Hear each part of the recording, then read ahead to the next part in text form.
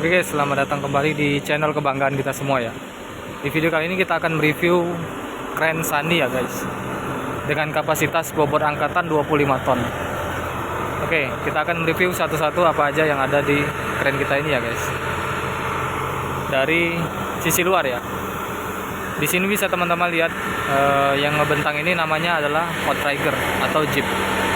Jadi ini fungsinya ketika kren akan dipakai untuk mengangkat beban material yang lumayan berat ya. Jadi jeep ini wajib kita buka untuk menjaga keseimbangan agar kren kita tidak jatuh atau ngejomplang ya guys.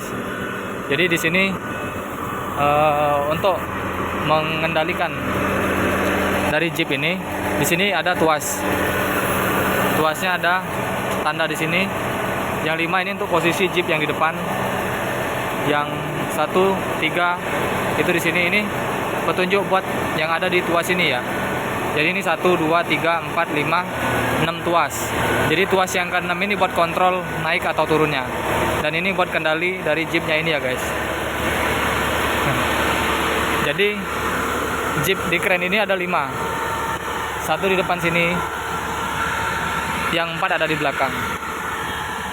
Nah jadi ini adalah kren Sunny buatan Cina ya guys, buatan Cina, diproduksi tahun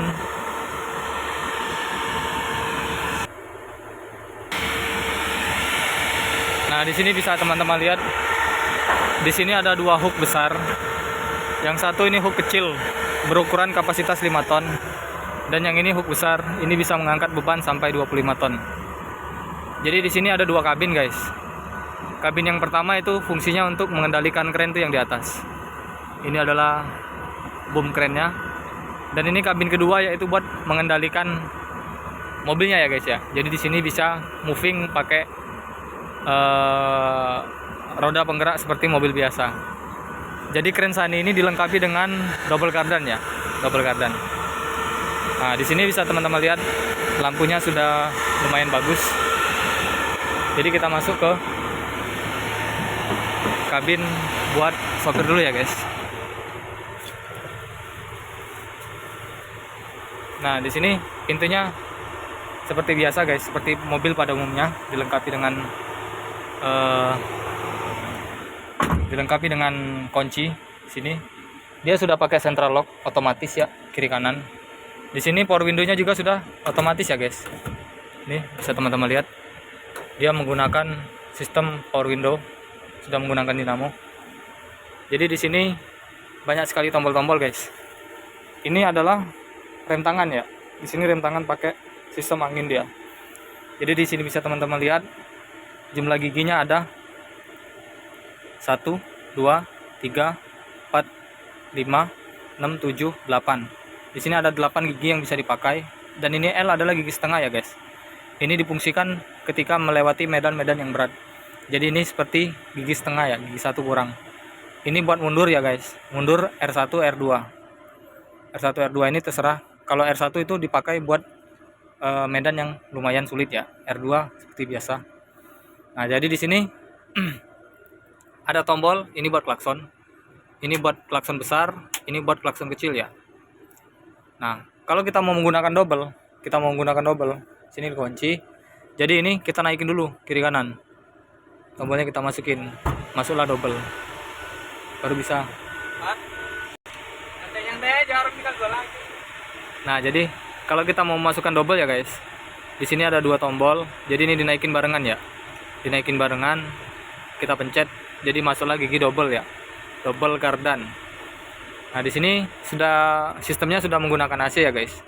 AC-nya ada, di sini lumayan dingin AC-nya. Bisa ada pilihan sampai 4 powernya. Di sini cool atau hotnya.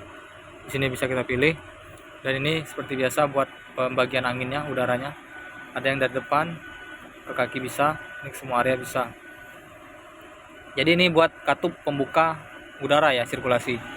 Kalau ke bawah dia berputar di dalam, kalau ke atas sirkulasi udara dari luar kita masuk. Di bagian sini ada ini tombol hazard segitiga. Ini tombol sirene atau lampu peringatan yang ada di atas kepala kita ya, ada 2. Ini fungsinya buat kita jalan jauh ketika alat ini beroperasi ya guys. Di sini ada lampu lampu sen atau lampu jeep ketika jeep diturunkan ya. Ini berfungsi untuk penggunaan di malam hari agar terlihat. Nah, di sini di indikator kita bisa lihat speedonya sudah lumayan keren ya. Di sini ada speedo kecepatan. Kecepatannya bisa mencapai 30 km per jam ya. Ini maksimal buat gas ya. Ini RPM salah. Ini RPM. Jadi di sini bisa kita lihat kecepatan maksimal sampai 120 km per jam. Wajar lah guys ya, dengan beban kapasitas yang lumayan berat walaupun dia kosong. Jadi di sini ada indikator lainnya, ini banyak sekali. Ini baterai, jumlah tegangan baterai kita ada berapa kan. Di sini ada suhu kepanasan, buat kepanasan kita berapa. Ini ada yang kedua buat di kabin atas. Di sini engine horse, jadi ini adalah berapa lama mesin kita menyala ya. Di sini tunjukin. Ini odometer buat KM biasa. Ini trip odometer sama buat KM juga. Jadi di sini ini ada tombol-tombol. Tombol-tombol ini fungsinya buat mengatur yang ada di dalam sini. F1, F2, F3, F4. Nah, jadi di sini ada speedo solar ya guys. Speedo solar. Ini jumlah solar. Sini tekanan panas ya. Tekanan panas. Di sini banyak sekali lampu kecil-kecil yang saya tidak tahu apa fungsinya. Jadi di dalam kabinnya ini bisa kita lihat dilengkapi dengan 2 seat atau 2 tempat duduk. Di belakangnya tidak ada jok buat tidur ya. Biasanya kan kalau mobil-mobil besar itu ada tempat tidur, di sini nggak ada. Di sini ada asbak buat pembuangan rokok.